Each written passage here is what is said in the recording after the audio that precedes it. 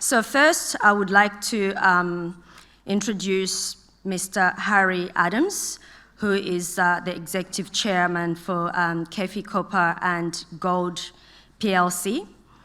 Mr. Adams was founder or co-founder of Citicorp Capital Investors Australia, investment company Pilates Capital, Australian Gold Council, EMED Mining, KEFI Minerals, and Cyprus-based Semarang Enterprise. He has overseen a number of startups in those and their related organizations, principally through the roles of chairman, deputy chair, or managing director. He is qualified as a chartered accountant while working with PricewaterhouseCoopers and has a Master of Business Administration from the Australian Graduate School of Management. Ladies and gentlemen, shall we please welcome Mr. Adam to the stage?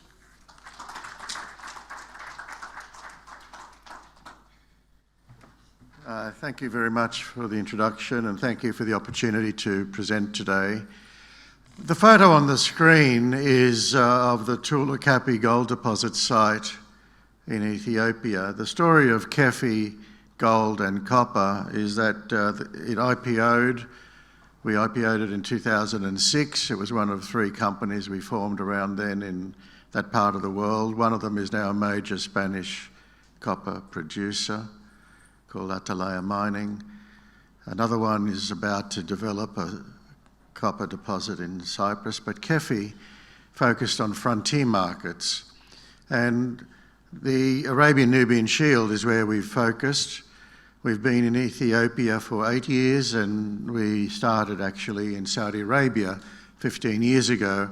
This is the story of a company that was in 2 countries that were, if you like, frontier mining areas, but had been active in mining for millennia.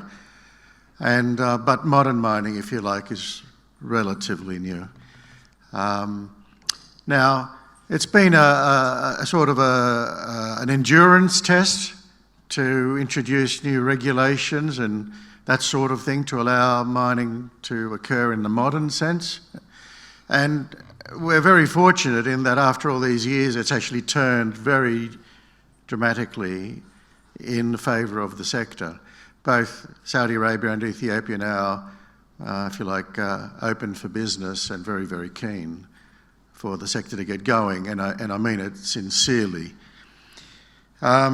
Most people think Ethiopia is a very dry, famine-prone place. Most of the country is very fertile with a lot of water, and what you see on the screen is not unusual.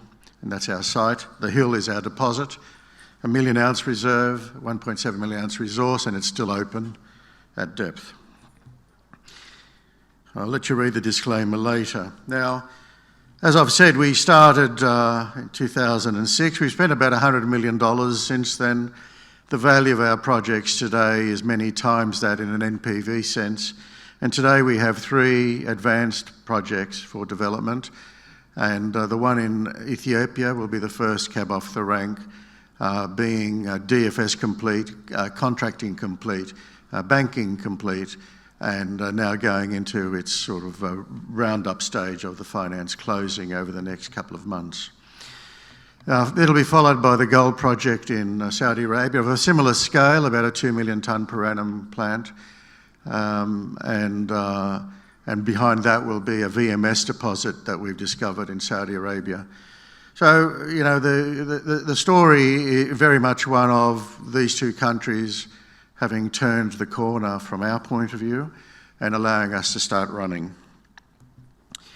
The board is myself, the finance director, and 2 non-executives, Mark Tyler, a very experienced mining finance expert, ran one of the mining finance teams in one of the large African banks, and Rich Robinson, in times past, was CEO at the Goldfields Gold Division and other large mining groups.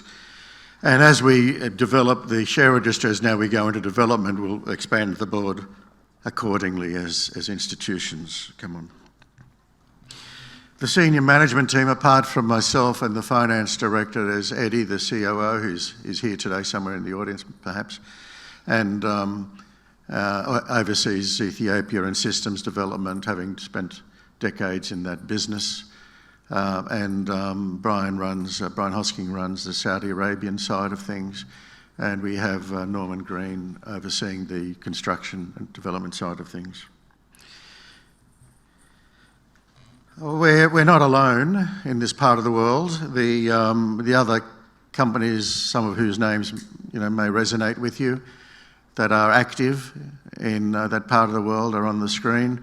You'll obviously recognise Barrick and Newmont, but there are some other, very decent companies there. And I know a company, the only other company that had an industrial scale mine in Ethiopia, Midrock is, I know here in the audience, our friends from Midrock, and our regulator from that part of Ethiopia is here in the audience, I think somewhere, Ato Germa. Thank you for attending. And the country, we were ready to go forward with our development construction start last year, but the country went through some turmoil last year, which obviously I'm sure you will noticed in the media, quite widely reported conflict in the north of the country, and we had to suspend that start up, if you like, and we're now back on again. Schematically, our 3 development projects in a queue or a pipeline, starting with Tulu Kapi, 140,000 ounce a year open pit, then the underground coming on a couple of years later, taking it up towards 200,000 ounce combined, a good grade, 2.1 gram reserve in the open pit, 5.5 in the underground. And then coming along behind that, Jibal Qutman in Saudi Arabia, and behind that the largest of our discoveries, Saudi Arabia, Huia is a polymetallic VMS system. It's already about double the metal content of Tulu Kapi, and it's still growing. It's still early days. We only discovered it a bit under 2 years ago. Next steps, just whizzing through this quite quickly to introduce the company to you. Next steps to wrap up the financing and launch procedures at Tulu Kapi in Ethiopia. I won't go through it line by line, but conventional project finance, lead banks are TDB and AFC, major African development banks, and we're well advanced with contracting. We've done banking, we've done, and there's quite a lot of I dotting and T crossing going on, as you can imagine, in a syndicate for a project of this nature. And then Jibal Qutman is about 9 months behind, you might say, on that process. But it's in Saudi Arabia, so there is a bit of a difference in that in Saudi you don't have to bring capital to the project. All the capital one needs is inside Saudi Arabia, a very wealthy nation and very keen for mining to take off. And same geology, obviously different topography, different ground cover, different population density, but same geology. And from a financing point of view, quite different because there's no shortage of capital inside Saudi Arabia, either with our partner, one of the world's wealthiest families, or with the local development funds and development bank that's been instructed by the monarch to prioritise mining. So financing is a lot simpler, a lot easier, and it's just a matter of bringing the project up to complete DFS stage so we can go through that part of it. And as I said earlier, we are coming along behind that, a more complex beast, but a much bigger beast, and therefore once we've started up the other 2, we'll bring that one on as well. Security, it's a lot of the talk around this conference is around security. Now, Ethiopia has been in the news a lot more than nearly any other country in Africa around security issues. The reason Ethiopia grabs so much attention is that it's such an important country.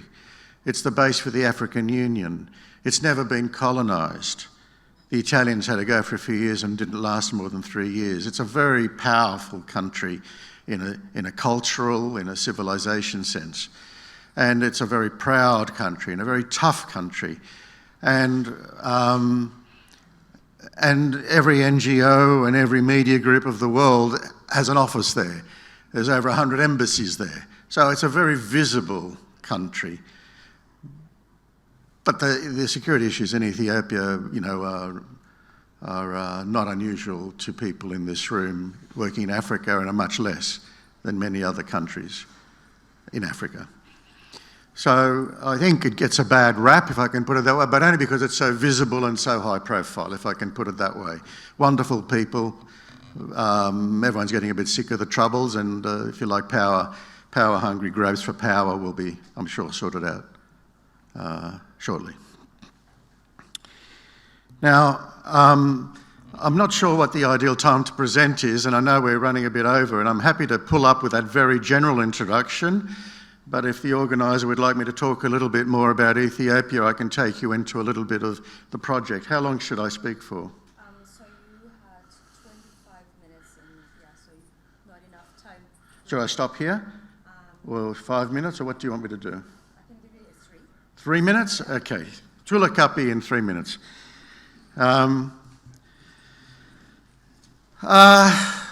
Free milling ore. Lycopodium is the contractor in there, and also over in Saudi. Nothing exotic, really, about the project. Many projects around Kalgoorlie which would look very similar. It's open at depth. The last drill hole was 90 metres at 3 grams. So it's telling you that there's a lot more business to be done there, and we're up at 1.7 million ounces, so it's going to grow. We don't know how much bigger, but it's going to grow a lot. The 3D image of the plant on the left, and of the open pit and the deposit underneath, continuing on the right. Some of the names on the sign-off and due diligence process, you know, first-class brands for their specialities to sign off for the project financing in a new market for modern finance, if you like. And we've had to, you know, request and convince the government to make quite a few regulatory changes to admit modern finance, and they've been very cooperative. It took time, but very much cooperative. Hawiyah, you can walk up to, in Saudi Arabia, to a 5-kilometre long gossan with green stained rocks, and I'm not a geologist, I know what that means. I know there's copper there, and no one had ever drilled it. That's just, you know, it's telling you that there's walk-up targets of scale in Saudi Arabia. I won't, you know, I'm cheating to take you into Saudi Arabia because it's meant to be about Africa, isn't it? So I won't dwell on Saudi Arabia, but it's an exciting place. It's taking off big time. After 15 years in the country, we're going to be an overnight success, so to speak. And it really is taking off. We've got the next 2 developments of Saudi Arabia, our discoveries there. And we've been granted more licenses this year than we had in the previous 14 years. So it's taking off. That's the VMS deposit starting to shape up. It's the gold deposit. And thank you.